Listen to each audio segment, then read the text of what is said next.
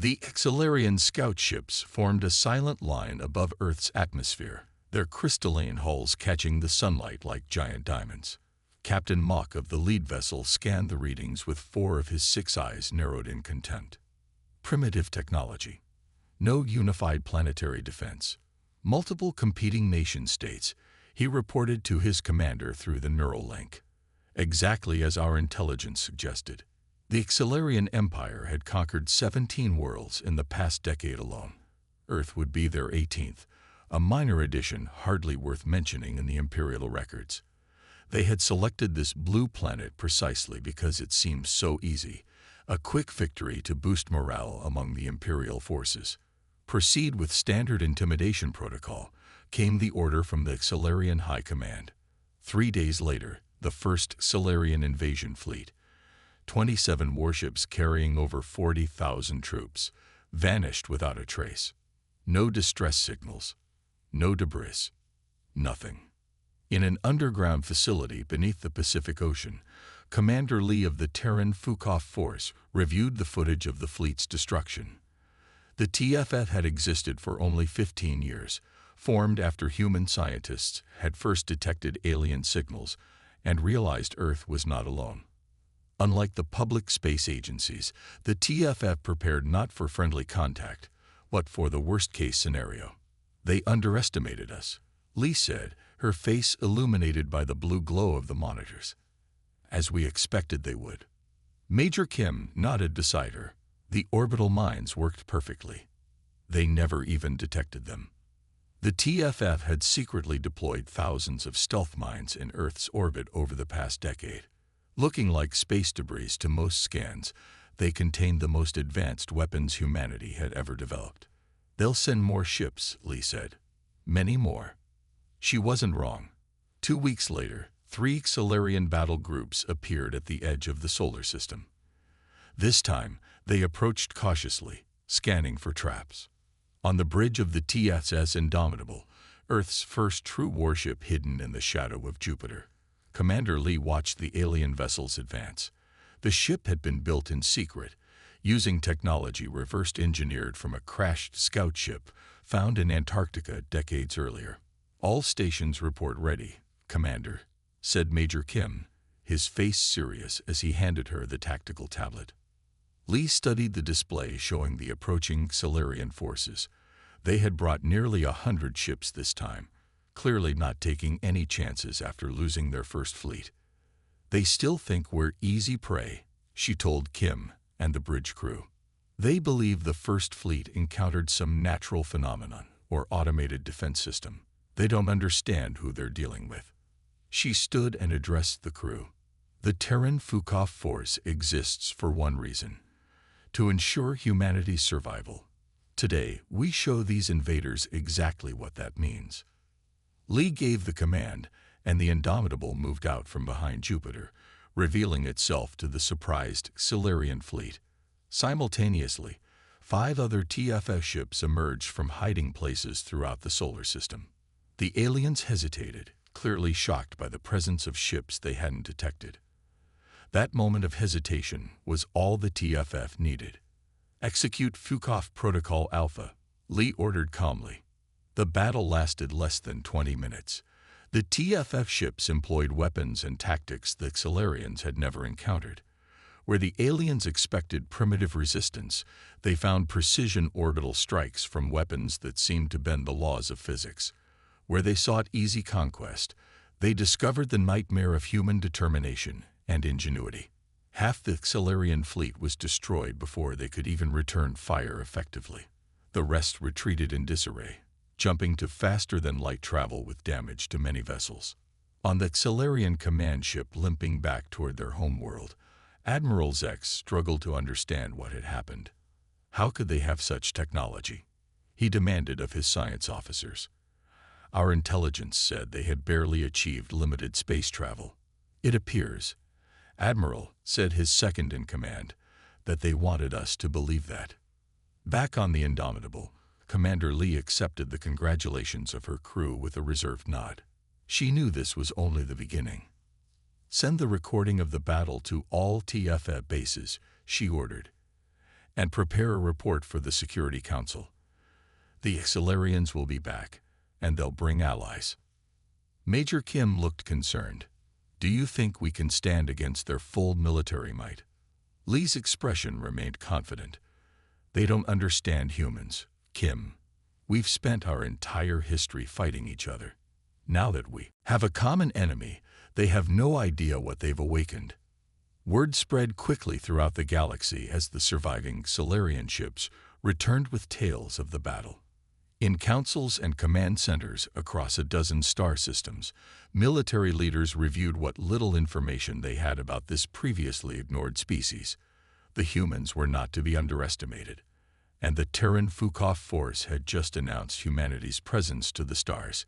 Captain Park stood before 30 new TFF recruits in the underground training facility. These men and women represented the best soldiers from military forces around the world. They had passed countless tests of strength, intelligence, and psychological resilience to reach this point.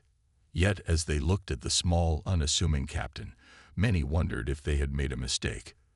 "The Fukoff protocol is simple," Captain Park explained, her voice soft but commanding. "We hit them where they don't expect, how they don't expect, and with weapons they don't understand." A soldier in the front row raised his hand. "Ma'am, with respect, the Xilarians have technology centuries beyond ours. How can we possibly surprise them?" Captain Park smiled. "Because they think exactly like you just did, Lieutenant Han." She pressed a button on her wrist device, and the wall behind her became transparent, revealing a laboratory where scientists worked on what looked like advanced armor. "This is why." The Ravian combat suit. The recruits stared in awe at the sleek black armor. It appeared both primitive and futuristic at once, with sections that looked like simple carbon fiber alongside components that glowed with strange energy. Elitarian and most other galactic powers develop technology in a linear fashion, Park continued. They build upon what came before. Humans are different. We leap. We combine. We break rules because we often don't fully understand them in the first place. She gestured, and one of the lab technicians brought out what looked like a piece of the armor. "This section, it's made from common Earth materials, carbon fiber, graphene, combined in ways the aliens never considered because their material science took a different path centuries ago. Their scanners barely register it because it doesn't match any known alien alloy." Another recruit spoke up. "But Captain, they must have overwhelming firepower. How does unusual armor help us fight back?" "Good question, Surgeon Joe." Park touched her wrist device again, and a hologram appeared showing the TFS soldier in a Ravian suit facing a Xilarian warrior. The alien fired an energy weapon, but instead of damaging the suit, the energy seemed to flow around it and then, impossibly, back toward the alien. The Ravian doesn't just protect. It adapts, redirects, and absorbs. Then it learns. 3 months later, deep in Xilarian territory, a squad of 5 TFA operatives moved silently through the shadows of an enemy prison compound. The facility orbited a gas giant in a star system 20 light-years from Earth. Intelligence had confirmed that 17 human scientists were being held there, captured when their research vessel was taken 2 weeks before the first Xilarian attack on Earth. Sergeant Choi, the team's tech specialist, pressed her gloved hand against the security panel. Her Ravian suit interfaced with the alien system, the microscopic filaments extending from her fingertips and penetrating the Xilarian technology. 6 guards in the main control room. She whispered over the secure comm. "Security system is adapting to my intrusion. I have maybe 2 minutes before they detect us." Lieutenant Kang, the squad leader, nodded. "Jin, take point. Han and Buck, secure our extraction route." The team moved with practiced precision. Their Ravian suits bent light around them, not making them truly invisible, but rather blending them into the background in a way that confused both electronic sensors and organic eyes. When they reached the cell block, they found the human scientists in poor condition. Many showed signs of experimental procedures. "What are those things you're wearing?" one scientist whispered as they were being freed. "The reason we're all getting out of here alive," Kang replied simply. The alarm sounded just as they began moving toward the extraction point. 3 Xilarian guards appeared at the end of the corridor, their weapons charged. "Scatter pattern," Kang ordered calmly. The TFS soldiers didn't take cover as expected. Instead, they moved toward the guards in an unpredictable zigzag pattern. The aliens fired, but the energy bolts seemed to slide off the Ravian suits or disperse harmlessly. Before the confused guards could adjust, the humans were upon them. The fight lasted seconds. The Ravian suits enhanced the soldiers' strength and speed while predicting and countering the aliens' moves. As they reached the hangar bay where their stealth ship waited, a full security team blocked their path. The odds looked impossible. "Fukoff Protocol Omega," Kang said quietly. The 5 TFS soldiers simultaneously activated a specific function of their suits. The Ravian armor began to emit pulses that interfered with the Xilarians' neural communication. The aliens stumbled, confused and unable to coordinate. They escaped with all 17 scientists. The mission, considered impossible by conventional military standards, was completed with 0 casualties. 2 days later, on the Xilarian command carrier Inevitable Dominance, Admiral Vex personally interrogated the prison facility's commander.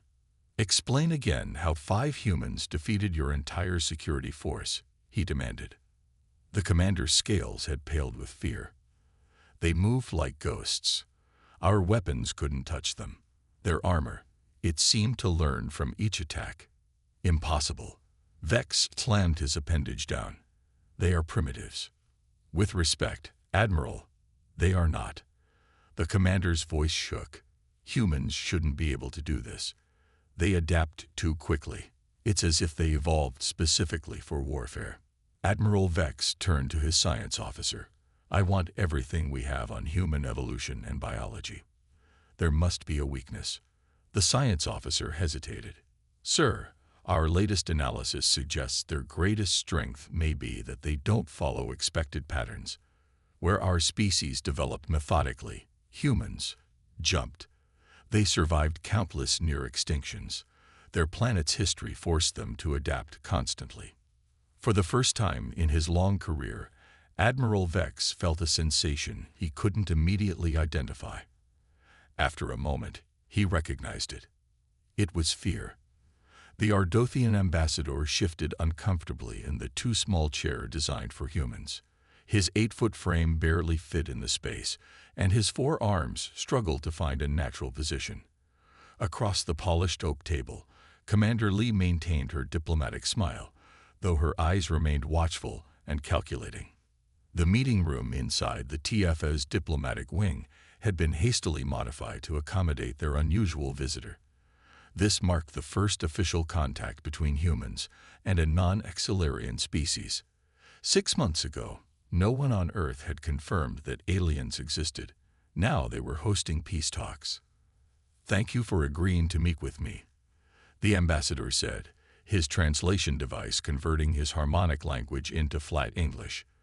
"The Ardothian Confederation has watched recent events with great interest." Commander Lee nodded. "We're glad to have this opportunity for peaceful dialogue.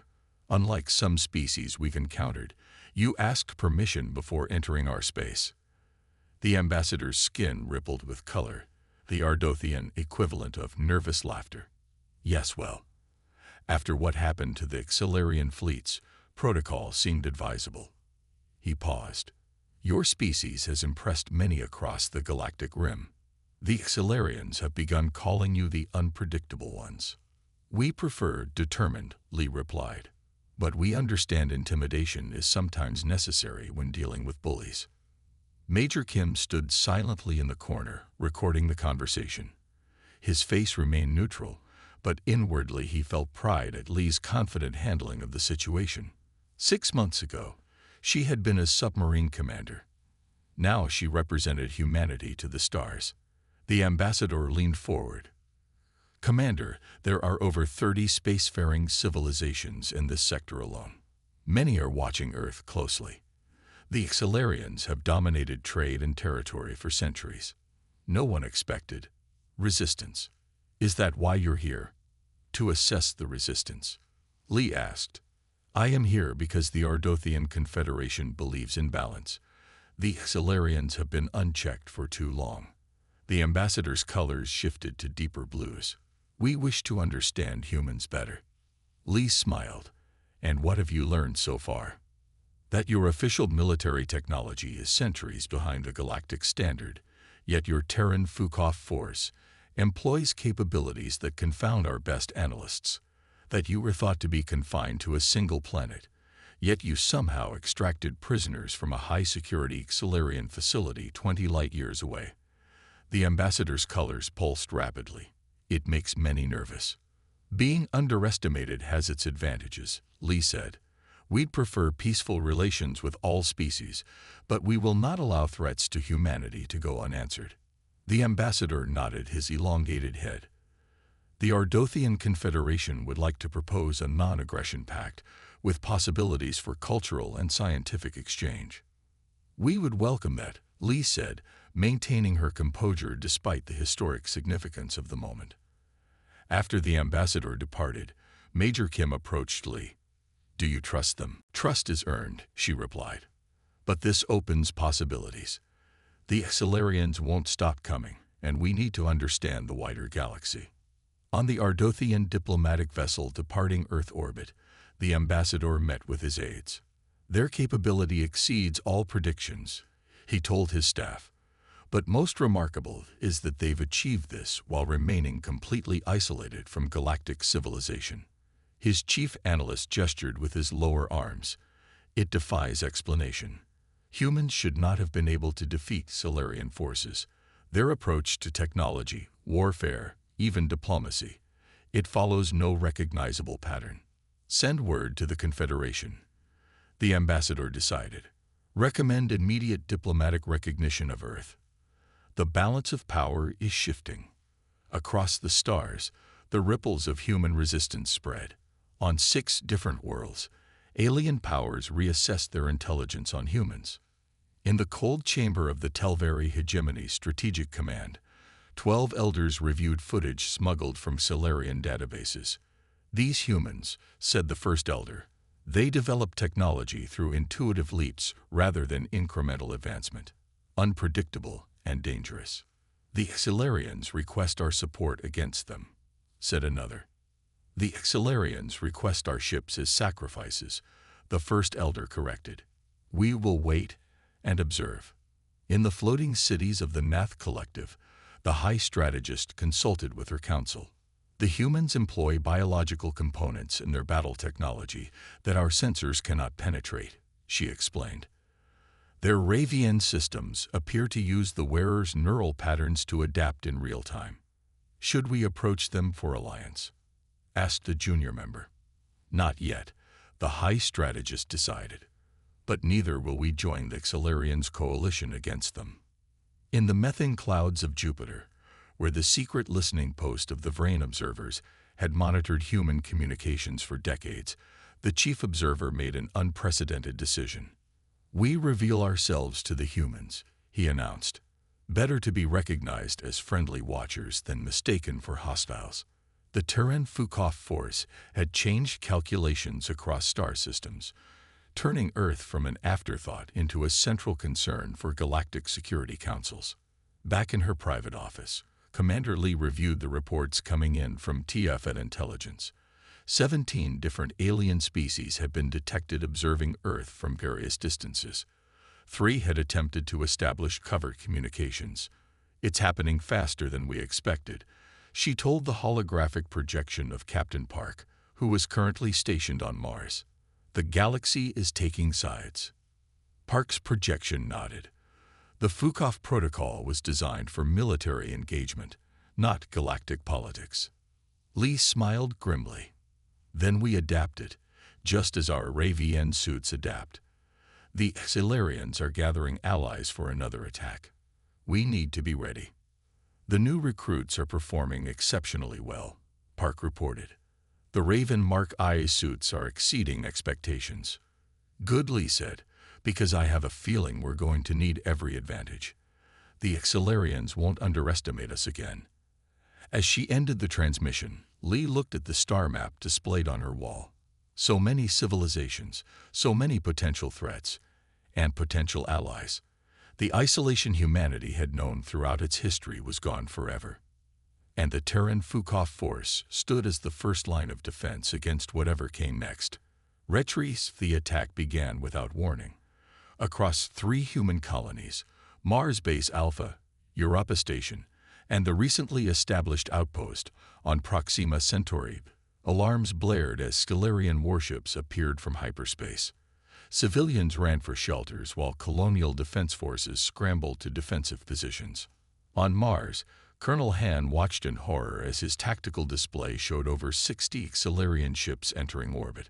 The red planet's defenses included only 4 small patrol vessels and a handful of ground-based weapons platforms. "This is Colonel Han at Mars Base Alpha," he transmitted on the secure TFF channel. "We are under heavy attack. Civilian evacuation has begun, but we need immediate support." Similar calls came from the other colonies within minutes. The Xalarians had committed nearly half their fleet in a desperate attempt to crush human resistance. Their strategy was clear: hit the vulnerable colonies hard and fast, forcing Earth to either surrender or watch its people die. In her command center beneath the Pacific Ocean, Commander Lee assessed the incoming data with a calm that belied the gravity of the situation. Beside her, her senior staff waited tensely for orders. "They're hitting all 3 colonies simultaneously," Major Kim reported. "Estimated Xalarian forces include at least 200 capital ships and support vessels." Lee nodded. "And our forces in position. Ghost Squadron is deployed as planned near Mars. Units Spectre and Phantom are at Europa and Proxima, respectively." Ghost Squadron was the TFF's most elite combat unit, comprising only 50 soldiers equipped with the most advanced Ravian suits and 12 stealth vessels. They had been secretly stationed in the asteroid belt for exactly this scenario. "Ghost Squadron deployed," reported Major Yoon from the field, his voice crackling over the comm system. "We're outnumbered 30-1. Commander Lee nodded grimly. "Implement Operation Thunderclap." For 3 months, TFS scientists had worked on integrating captured Xalarian technology with human innovations. The result was a system that could infiltrate and override the aliens' neural command networks, but it had never been tested in actual combat. The risks were enormous. Major Yoon acknowledged the order. In space near Mars, Ghost Squadron activated their stealth systems and began their approach toward the Xalarian fleet.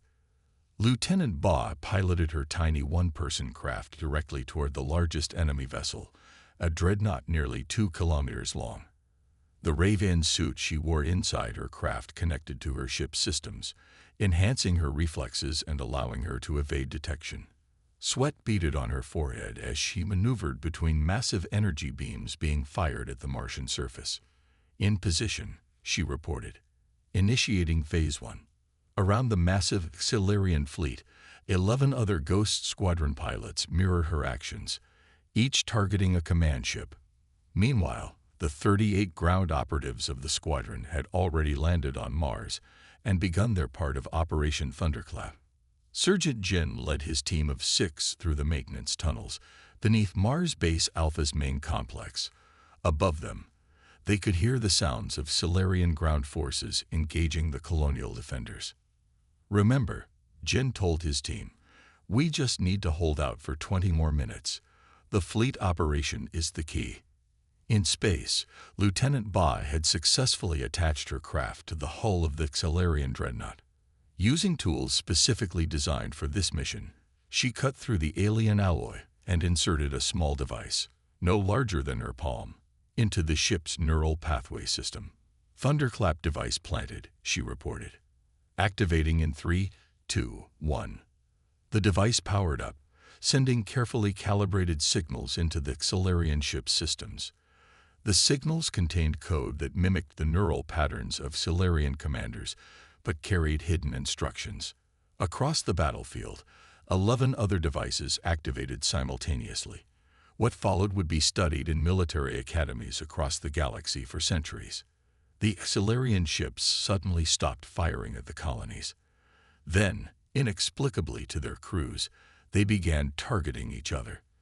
The carefully modified human code had infiltrated their command systems, creating confusion in the neural networks that controlled the vessels.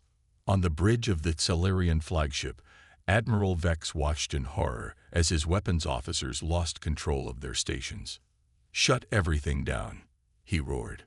"Emergency protocols." But it was too late.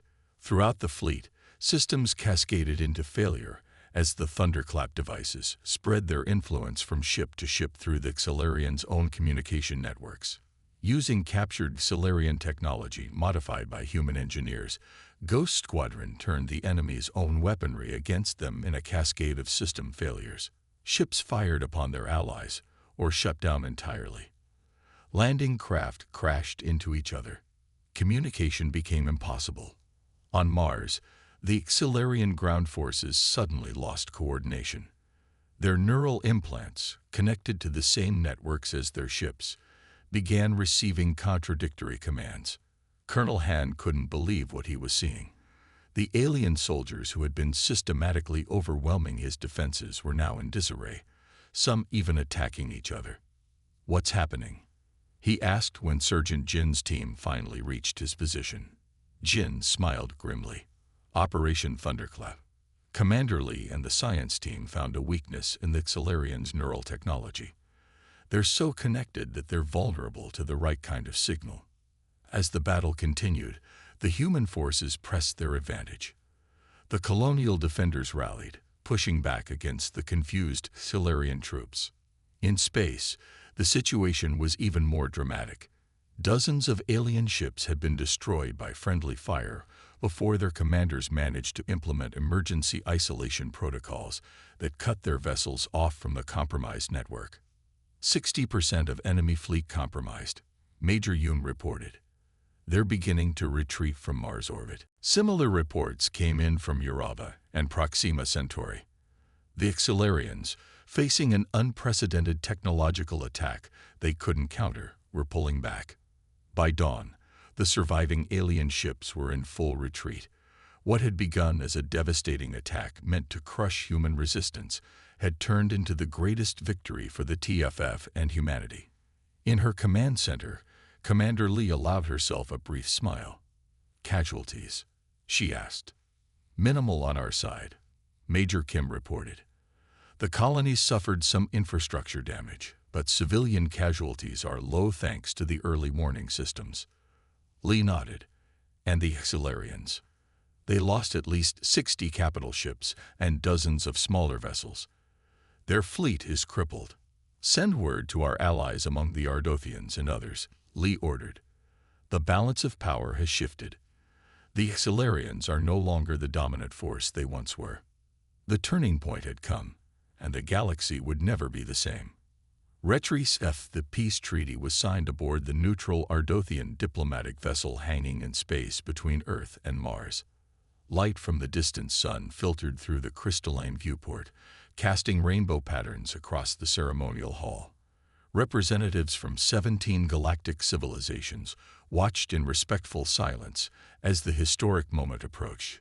Commander Lee stood tall in her formal TFL uniform, the silver and blue insignia gleaming under the lights.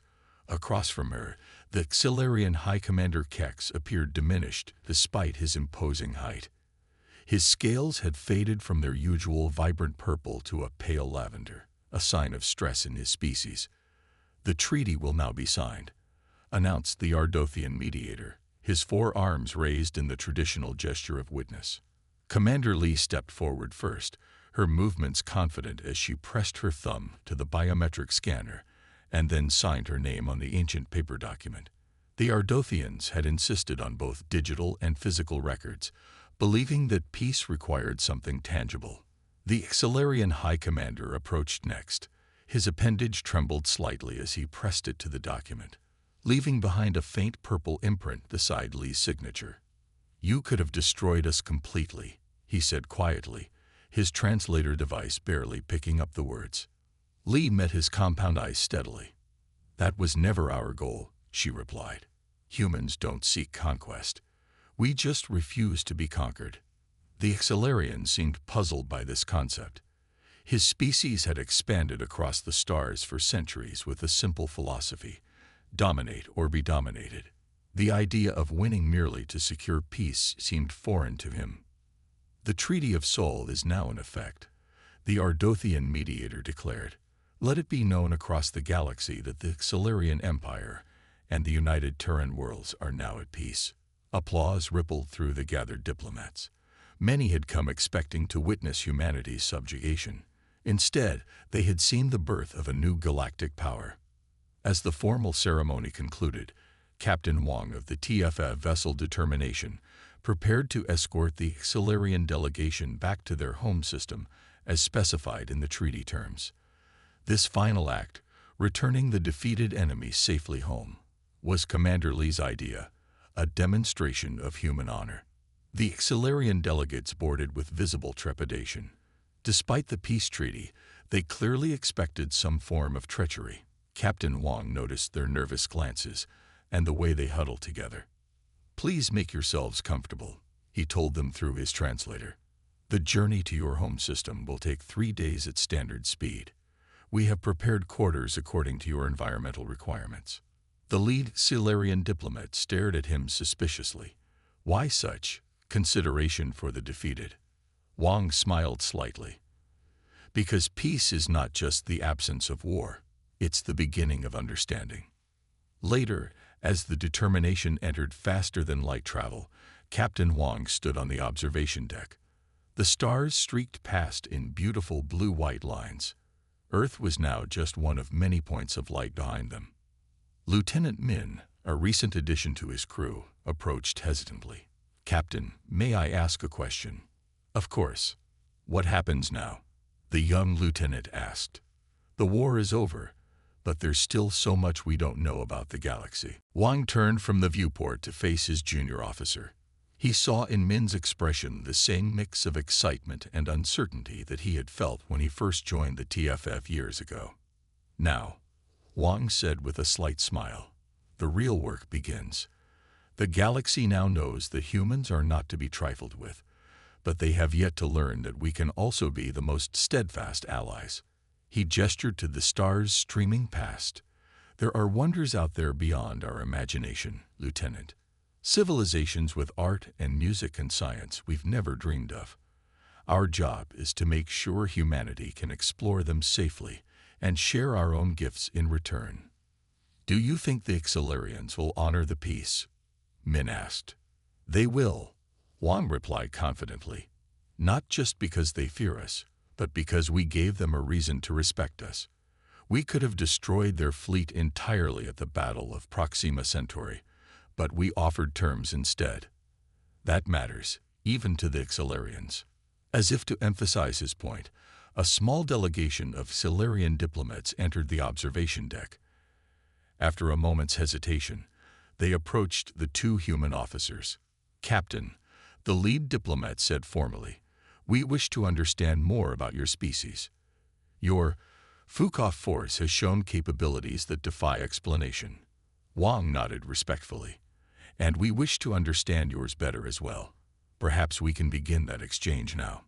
Back on Earth, Commander Lee stood in the TFF headquarters, looking at the newly installed galactic map. Dozens of civilizations were marked across thousands of star systems. Until recently, humanity had been unaware of all of them. "The Security Council has approved the expansion of the diplomatic corps," Major Kim reported as he entered.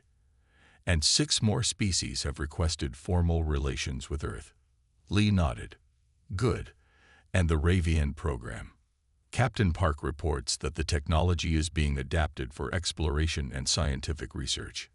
The Terran Fukoff force had secured humanity's place among the stars not just through force of arms, but through the indomitable spirit that had always defined their species. What had begun as Earth's last line of defense had become the vanguard of human expansion into a wider universe. Not as conquerors, but as equals among the galactic community. And somewhere out there, new challenges awaited. But humanity was ready. Retriclaude can make mistakes. Please double-check responses.